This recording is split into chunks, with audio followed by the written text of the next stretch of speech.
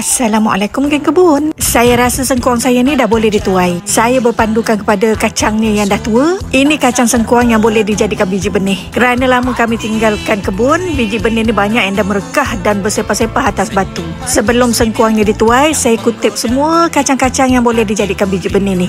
Sepanjang saya tanam sengkuang ni, saya hanya baja sekali sahaja masa awal-awal saya tanamkan sengkuang ni dulu. Boleh tengok video yang lepas macam mana saya tanam sengkuang ni. Ada sengkuang yang saya tanam dari biji benih dan ada yang saya tanam dari sengkuang yang dah bertunas yang ada lebihan di dapur. Pas kebun tuai, alhamdulillah nampak mantap isinya, tak benyek walaupun hujan hari-hari. Sengkuang yang ini saya tanam daripada sengkuang yang dah bertunas sebesar penumbuk budak masa baru tanam. Kalau rajin timbus tanah selalu, saiznya akan lebih besar. Ini pula saya tanam daripada biji benih. Agak comel hasilnya. Sengkuang ni antara yang senang saya tanam di kebun. Saya tanam dan tinggal. Sengkuang yang satu ni sebenarnya boleh besar lagi kerana kacangnya masih muda. Saiz sengkuang ni boleh besar lagi kalau kita rajin timbus tanah dan baja. Alhamdulillah.